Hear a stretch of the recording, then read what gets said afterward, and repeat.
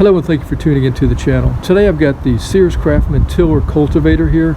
Last year I used this, worked out very well, was able to get a garden out of it, get some vegetables. So this year I want to try to do it again, except this year I want to grease the gearbox, which I did not do last year. So I'll show you how I'm going to do that.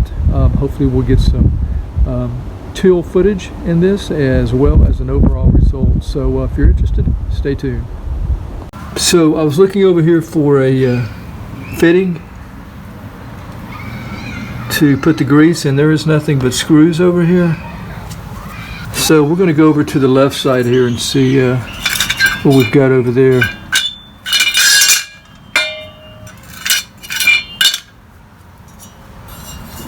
Already loosened this nut here.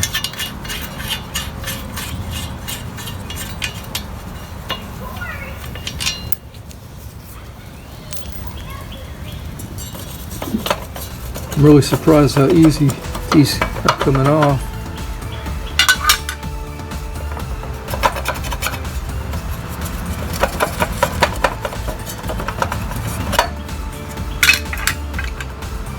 Okay, over here, I don't see a fitting for a grease gun. I see 3, looks like Allen screws here. Alright, I'm using a 3/16 Allen wrench here. Had to clean the holes out here. Was able to get this bottom one loosened. I want to check the grease, see what it looks like. Okay, to me it looks kind of like what I'm about to use here.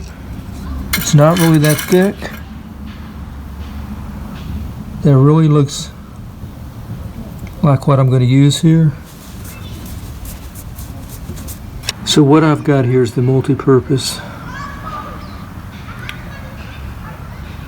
grease NLGI. I don't know if this is the specific grease for this tiller. This is just my own personal choice here and guess. If it tears up, you know, so be it. But it does look very similar. So I'm going to go ahead and probably take this one off.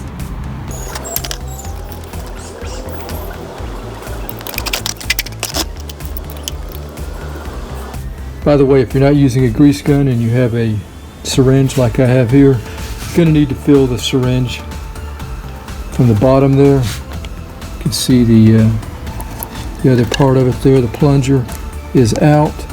I'm just packing it from the bottom here. I found there's too many air holes to be able to suck it up out of this can. Okay, ready to start filling. So we're just going to watch the grease come out of one of those or both of those holes.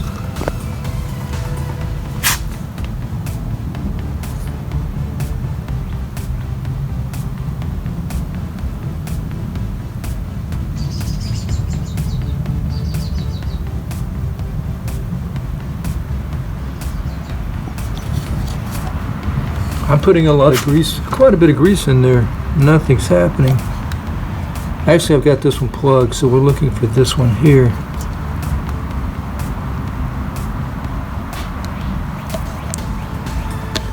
Okay, it's not coming back, so I'm going to have to add some more grease. Now, I had this one plugged, and I was looking for grease to come out of this top one here. I was using this bottom one as a fill plug, and no grease was coming out of the top. So I'm thinking that it's going to be coming out of here. I went ahead and took that plug off because I started feeling some. Yeah, there you go. You can see I was feeling pressure when I was filling. So see that it's coming out of there. So we're good. Gearbox should be filled. Don't know why it's